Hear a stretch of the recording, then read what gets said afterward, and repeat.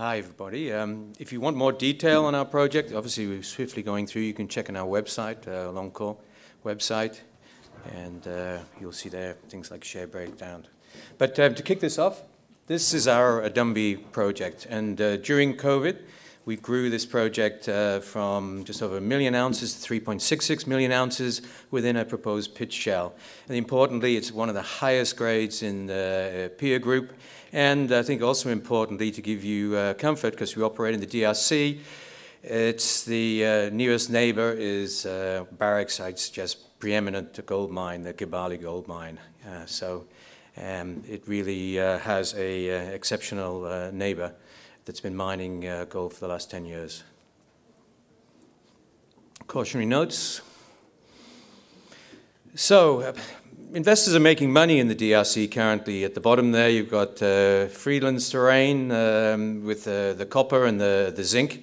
It's, Ivanhoe Mining trading close to highs.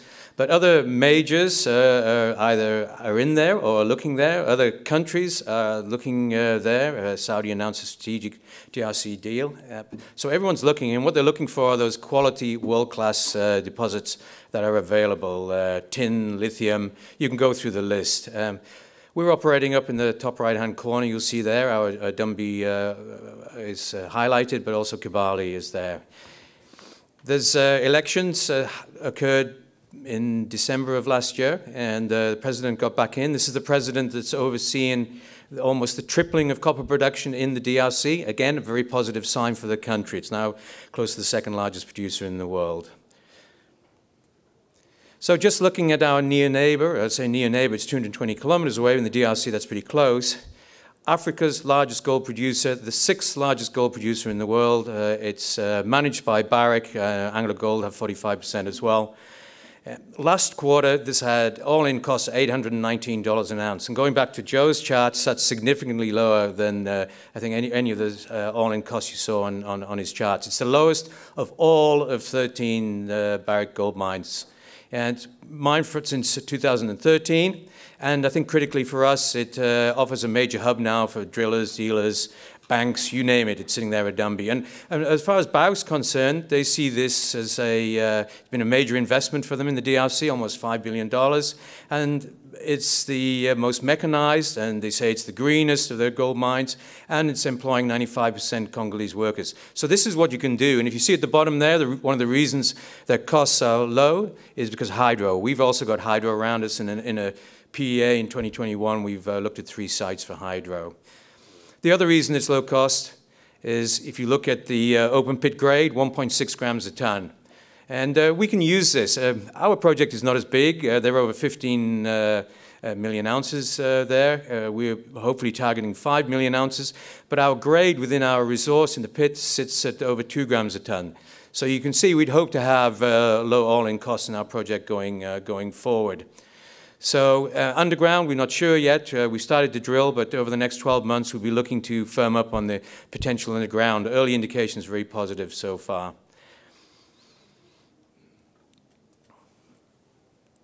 So as far as the growth, that's the growth since 2020, and we stopped drilling in 2021, and that's the growth at Adumbi. The grade, you'll see the stars there. In total, it's just under 2.3 grams a ton. Remember, that's in the pit. In our PEA, we forecast in-pit grade to be around 2.17 grams per ton. It's been found very cheaply, $6 an ounce. 95% conversion from inferred to indicated. I think that grade helps a lot. And given the past success, we'd hope that that chart can continue, obviously, in an upward trend. Now we start to drill in the next few months. So you can see the open at depth. We've got those holes down below there. There's 22 meters at 5.11 grams per ton. Again, in the ballpark of what Barrick is mining below at Kibali. Picking out, obviously, the good ones, 12 meters at 8.11 grams a ton. It looks very encouraging, but we need to drill at depth. In total, we control 4 million ounces, but we have 85%, just under 85% 5% of Adumbi. We have a mining permit already in place at Adumbi, so there's one step, one hurdle gone. The government has its 10% stake as well. So we're a long way down the line with Adumbi, and we've done a PEA within that 3.66 red line you'll see there. How are we going to drill? I've talked about drilling a couple of times. Well, you know, we've diluted shareholders, as all of us in the room have done consistently, and we had to think of other ways of raising money. So what we did, we sold a secondary deposit, and back in December we announced we got 10 million US for a secondary deposit. This is our focus. The one we sold was not our focus. This allows us to go ahead with a drilling program underneath Adumbi, in order to target what we believe is 5 million ounces. Once that potential is verified, we then have the luxury of potentially remodeling our PEA, looking at an open pit underground, or whatever we think is appropriate to enhance the key economic parameters. So this is the drill program, essentially 11,000 meters to fill that gap down below to around 900 meters in depth. And as I say, we believe we're targeting 5 million ounces. And the reason I say that is because we put out an announcement in December. This is the potential that we saw below Adumbi. And if you do the maths on that, it gets you, we believe, in excess of 5 million ounces. So get those holes in place and let's see what we get. But this is now becoming a high-grade, very large project. We also have the potential of developing this concept of a mining district. This is around 10 kilometers away, and we've done geochems in the past. We've done grab samples, channel samples, and some of the figures you see there are really exciting by standalones. So there is the thought that maybe we pop some holes underneath and see what's going on. So this could be an area that we could get news flow fairly swiftly before the deeper drilling comes through with news flow. But we're still considering our options. So the PEA I talked about, December 2021, it was for a 300,000 ounce producer, 10 years, with all-in costs were suggested under $1,000 an ounce. I think importantly, on the post-tax NPV at $1,840 an ounce gold price, it put a value of $1 billion on our project. We've got 85% of it, just under 85% of it. Our market cap is close to $40 million. So there is a huge disjoint in that particular type of valuation.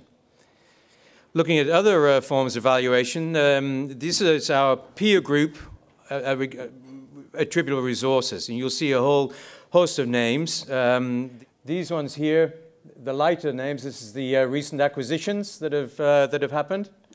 And you'll see that we're very much in the sweet spot for recent acquisitions as far as size, resource size is concerned, especially if we push that resource higher towards the 5 million ounces. I'd also say that some of those on the left of us don't yet have the governments holding their prerequisite stakes. So as I say, we already have that. So we're in a very interesting strategic position for potential M&A. And if you look on the chart at the bottom, which is our resource grade, we're sitting at 2.5 grams per ton, the highest resource grade that you've got on that, much higher than any of the recent acquisitions. I know Joe touched on that.